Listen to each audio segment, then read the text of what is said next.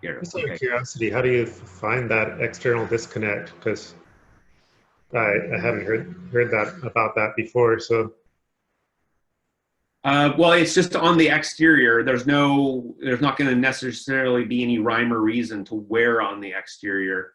So, but that's what the code requires, I guess, and that's what the fire department expects. Is if they show up and they see a solar array, it's going to be somewhere on the exterior. But you know, they may have to run around the building real quickly to find that, because there's not any way for them to know ahead of time where that yeah, is. so it's not like wired into the main power box or something. It wouldn't be into the main box that's not on the structure. So there's Yeah, power coming into the property, and yeah, there's a transformer and that sort of thing. And our solar disconnect is not there.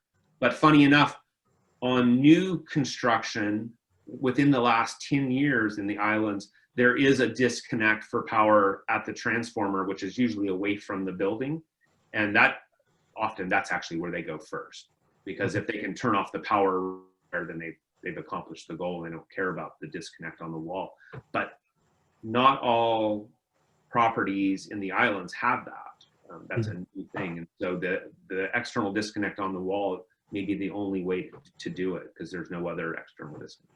It just depends. So that's part of the solar design when we get to a site, or in our proposal, from proposal to starting the installation, is figuring out those details.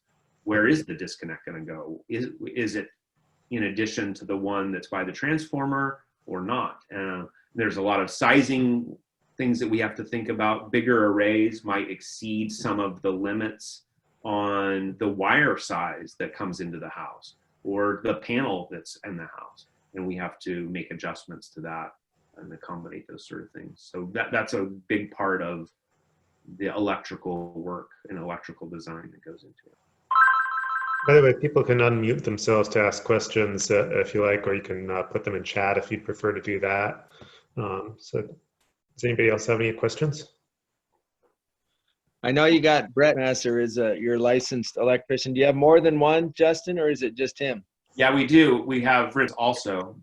And Rich actually has an additional certification. He's what's called an O1 journeyman, which means he's both residential and commercial, whereas Brett is an O2, which is residential. And so to be an O1 is 8,000 hours. I don't recall how many of those hours have to be in the commercial field, but I think a good chunk of those have to be working on commercial installations or commercial electrical in order to get to that 8,000 hours. There's very few of those in the San Juan Islands, because we don't have a lot of commercial work. So having an O1, particularly an O1 that has solar thing. But yeah, we have two, and we have a third person that's at over 3,500 hours. So getting very close to 4,000. That's actually a female, which is kind of fun. Our installation crew is 1/3 female. Brett, did you have a question? Yeah, I was wondering how my old student's working out down there, Justin. Yeah, fantastic. One of our shining stars. He's a rock star. Yeah, he was a good project-based kid, you know. Yep. We have a couple of people that were, well, Brett, as you know as well, born on San Juan, so born and raised. So I had a question about the training aspect. If you're going into becoming a trainee electrician, what kind of background are you looking for? Do you need particular like technical school beforehand, or do you just show up and say, I'm interested in? Yeah, I think there's two answers to that. To actually do the work, the expectation is probably high school education, and then there's nothing else that would be required to start as a trainee. What we find, though, is that once you get beyond the basics of just wiring the solar panels and wiring that to the home, when you start looking at the battery backup systems, the monitoring, I forgot to talk about that, but all of these systems now have remote monitoring where they're connected to Wi-Fi and they're sending and consumption data to an app or a website where the owner can go and look at that. As we get into more of those computer technologies, we're in the process of updating the firmware on a battery backup system. So that some additional technical background is really helpful in that regard. So it's not uncommon for someone to have a college degree in the solar industry side of being an installer electrician. And how about getting into the design side? Like, would you generally see people going from the electrical side to the design side, or are they coming? Yeah, that's certainly one track, and I think there's some real advantages to that, being familiar with what it really looks like and going and doing installs and knowing how panels really fit on roofs, what size wire you really end up using, and where those components and all of the little pieces that are necessary. That's a huge advantage. But there are certainly others that do become solar designers more through specific training. They're going to industry classes to learn solar design. I don't know that there's any solar design school type thing, but it's, industry leaders will provide a 3-day or a 5-day training or something like that, or maybe multiple ones. So that's where they would get that kind of experience. You don't need like an engineering degree for that? Yeah, certainly not needed. It's helpful. Maybe this is some of the debate of a university degree, but it's definitely helpful to have those problem-solving skills that you likely learned in college. Having be specifically engineering, maybe not. Although you definitely have to be math skills. Math skills are really helpful across the range here, because we're constantly dealing with, if it's a 14 kilowatt array, well, what size breaker do you need? Well, you should be able to figure that out in about 5 seconds.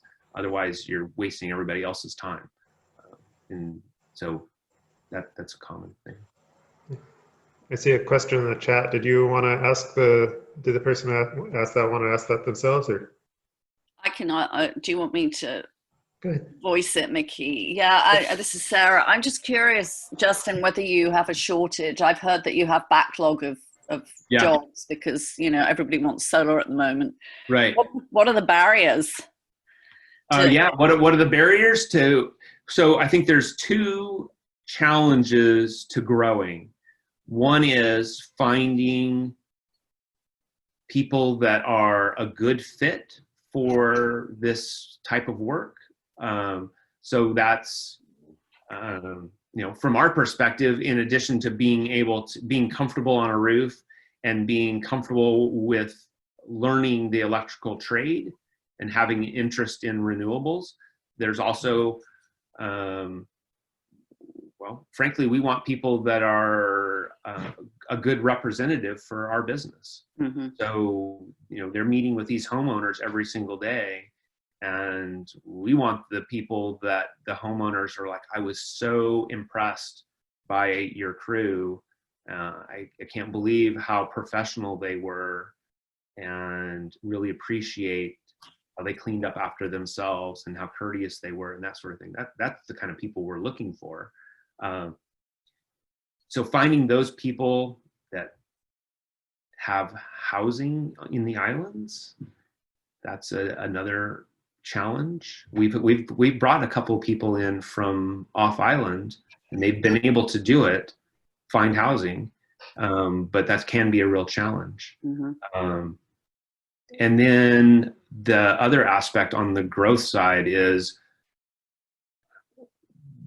we want to make sure that we're not hiring people that we then 6 months from now say, shoot, we don't actually need that many people. So we are part of why we have a backlog is we're conservative about how fast we grow. Yeah. We've already grown. We're more than 50% larger than we were 3 years ago. And we still have a backlog, but we've kind of, it's not bigger than it was, I guess. Yeah. So, yeah. But it seems that that's just continuing. Even during the pandemic, the phones didn't stop ringing. We stopped doing installations, but we didn't stop getting new projects. It's a wake-up call for everybody. Right. Well, it was. I mean, then we got a whole group of people that were doing it for different reasons because this shocked their system, and they're like, "Wow, brilliant! To be more self-sufficient." So, or I was going to take a really expensive vacation, and it got canceled. So now I'm going to get solar instead. That was kind of a fun one. Yeah. So it does seem. And I think this is somewhat specific to San Juan County. The interest in solar has definitely increased rapidly in the last 3 years. And I don't think that that's the same nationwide, not to the same extent anyway. And I think that's a part of the demographic that we have here in the islands, just for a variety of thought processes, but all of those have resulted in a really strong interest in solar. So certainly it seems that the future is bright for the industry out there. And a follow-up question, what is the typical cost? And this may be, do you have like a median? Yeah. Well, yeah, I mean, there's an average. I don't know about the median. I guess it's probably not too different, but the average system we install nowadays is 10 kilowatts, and that's going to cost in the range of 30,000 plus or minus. Right. But the actual range is probably a little over 10,000. Maybe in some off-grid could be slightly less than that, but that even those with batteries can not be so much less. So 10,000 to even on the residential side could be 150. It could be 350. Wow. Yeah, so it's quite the range. Quite the range. There's and you wouldn't necessarily know. 2 different homes. One of them would be just fine with a $15,000 system, and right next door they would be looking at a $50,000 system to do what essentially you would think is the same thing, but they're not. They behaviors, they have different appliances within those homes, and they have different interests, and they can have a huge range, just what would seem like 2 single family homes. A final question, unless anybody else has a burning question. A final question for me was about, have you seen an uptick in interest from people applying for jobs? Or at least applying to start training? I lost just a little bit of an uptick in interest in people. Say that again. Have you seen an uptick in people following, a lot of the job loss that's happened here on the island? Have people been making inquiries about job? Yeah. Actually, no, not because of that. Yeah, we saw an uptick in interest from people that were not in the islands during, the last 3 or 4 months. But no, it's been interesting. We've put out ads in the local papers, hiring in the past. Last fall, for instance, we hired some people, and I'm often surprised at how few applicants we get from people that live in the islands. Yeah. And then when they do, are really good, that they're going to be a candidate if they happen to live here and they bother to apply. Yeah. Yeah. It does seem to be a small pool. So there's a real that sounds to me like there's a real opportunity there for people that are looking for what we feel is a career opportunity. It's certainly not seasonal, even though people might think solar. Our busiest 2 months of the year are November and December installations because of some tax credit reasons. So it's all financial. And then we end up with spillover going into January and February for the ones we couldn't get done in November and December. So we are busy year round. So it's not a seasonal job. And it's particularly as you progress with your electrical certification, can be a career opportunity. A good number of our employees own their own homes here in the island. Yeah. You may have mentioned this, but how long does it take to go from, typically, to go from entry level to journeyman? Yeah, I don't have a lot of numbers to share on that, but the one I can that's front and center is 35 3 years. So it'll be 4,000 hours in 3.5 years. And that was for what we do and the way we do it, that it would be difficult to do it quicker than pretty much. I mean, that is working full time and basically working electrical hours all the time, as much as we can. Out of curiosity, since you're doing so much of the structural stuff too, does that count towards getting towards the progression, or is that a separate? So there is a distinction, but it's pretty well. If you're doing roof attachments, that's not electrical. But as soon as you grab the rail, it's now electrical. It turns out that the rail is grounded, and that's considered part of the electrical system, which is why I say there's really not an opportunity for an installer that it doesn't have an electrical certificate, because there's almost nothing you can touch. Clamps on a standing seam roof and the L feet, and then you would be done for the day. So then you have to be an electrician to. I was also curious a little bit if you could tell us a little bit about wind. I know it's past the time though that I said we'd wrap up. So yeah, I don't want to take up. Yeah, I'll give you my wind industry. I spent 10 years designing large wind farms all over the world, so I have strong feelings about wind in the right application in the right place. And I've spent a lot of time talking to homeowners here about how windy their property is. And I have to explain to them that, windy is the panhandle of Texas, where the average wind speed for every single hour of every single day of the year, the average wind speed is 20 miles per hour. That's the average. That's what a windy place is. That's where wind turbines belong. This is a frankly very unwindy place on average. We get windstorms and it blows like stink, but it actually often blows so hard it would shut the turbine down, so it's not very useful.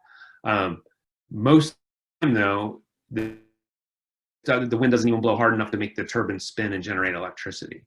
So super inefficient for this region. And nowadays, the cost is kind of off the charts. Solar, it would cost you between 3 and 5 times the cost to generate the same amount of electricity with wind as it does with solar here in the San Juans. And they have moving parts that wear out. And our solar installations, the equipment has a 25-year warranty. Wind turbine usually has a 3 or a 5-year warranty. So that's been a big change in the last 20 years. There used to be a number of large wind turbines up on Mount Dallas. There's a couple of them, large ones on Lopez, out on Stewart. None of those are working anymore. Not a single one. One other question occurred to me, because I remember somebody had come in at some point asking about that they'd been in construction for a long time and weren't able to do all the lifting anymore. How physical is the solar work? Yeah, it's certainly, there are certainly people that would not be comfortable with it, because each solar panel weighs 45 pounds. So at a minimum, you have to be able to carry a solar panel, and it's and they're big. They're so big I couldn't really figure out how to put it into this this video, the solar panels we're installing now are 6.5 feet tall and 3 feet wide. So not only are they big, but they're like a sail when you're on a roof, and so that can have a roof. So you have to be comfortable. Now, 2 people are maneuvering that panel to get it installed, but there are certainly parts of the time when on the ground getting it to the roof where you may be doing that by yourself. Inverters, well, batteries 120 pounds typically. So, it's often a 2-person job, but that's still 60 pounds. It's not necessarily easy work in that regard. We've done some of these outer island installations and 20-pound batteries in addition to all of the solar and everything else. Just moving that gear from Orcas Island to that outer island could take half a day. And it's just, it's fun because we're going to the outer island and it's different, and it's usually very unique project, but you're done at the end of the day. You're ready to sit down. Those can be challenging days. Okay, I got a comment on your wind turbine thing, because out here on Waldron, there is some working wind turbines, and when you're off grid, I mean that 1.5 kilowatt wind turbine is producing 1,000 times more energy than the solar panels between November and February. Yep. But I agree that solar panels are hard to beat for just sort of straightforward, always working. Yeah. Simply. Well, yeah, you're absolutely right, and a wind turbine has a huge benefit in the wintertime because we have stronger winds and less sun. The challenge is just keeping those wind turbines working, and that's where it seems to be where we're really falling short. Is they're produced in such low quantities that the quality control for them is just not there compared to a solar panel. Yeah, I have a Air 404, 100 feet up in a fir tree with broken blades that, I'm a little reticent to go up there and deal with it. But my question was, how young can a kid be to get an electrical trainee card? Like thinking about my high school kids. I believe that you have to be 18 to get your certificate to be a trainee. And they just apply to Labor and Industries to get that? Yep. And it doesn't cost very much. And do you ever hire like day labor kind of things for kids, for moving that equipment or something like that, just to sort of get a peek into it if they had their card? Yeah, we haven't done that. Yeah. It's not to say we wouldn't, but we haven't, mostly because we don't know of those kids that are interested in that sort of thing. Right. All right. Great presentation, Justin. Appreciate it. Thanks, Brad. Any other questions? Bill, you're always up for a good question.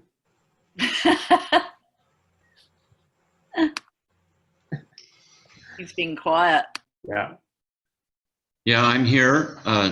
And I guess one question is, what if you have a system that you don't have to tie back in to sell power back to the utility? Can you just stay inside your box? So I would call that an off-grid system. Are you disconnected from Opalco, or are you just not sending power to them? I just would not plan to send power to them. Yeah. So technologically you could do that, but economically you couldn't justify it, because if you have Opalco power, what they're actually behaving as is a big battery. So every time you have excess solar, you're sending it to them and they're giving you credit for it. And every time you're running short, they're your battery to provide the power that you don't have. So if you didn't have that big Opalco battery, you have to have a big battery yourself. And that's a cost that's an additional cost that isn't necessary if you're willing to be connected to Opalco. If you're completely off the grid, that's different because you don't have a choice. But if Opalco's there, there's not a real way to justify it. You can't just say, well, I'm just going to send my summer power to a battery and store it. but you're not storing it for the winter. You know, you're storing it for tomorrow or tonight. And you'd either have to have a battery so big it would be very cost prohibitive, or you would still run out of power in the wintertime. And then another question with the micro inverters, you still have to have an outside disconnect? Yes. Yeah, that's part of the NEC code, and here's the code book. Here's the code book. So this is what we refer to for the regulations for any electrical installation, including solar. And there's not much, maybe not any wiggle room. So what kind of disconnect switch do you use? It's just looks like a square D small electrical panel, but might only be an 8-space panel with a few circuit breakers in it. And that's it. Sometimes that's common. Another one, we call it a knife switch. It's just a single throw switch on the side of the grass. It's one of those two. Like used on an air conditioning system or something for outdoor? Yeah, you see them on air conditioners. Exactly. You see those little boxes with a single throw knife switch on them. Yeah. Well, if there are no more questions, thank you so much, Justin. Well, yeah, just thanks everyone, and hopefully the recording works out well for you.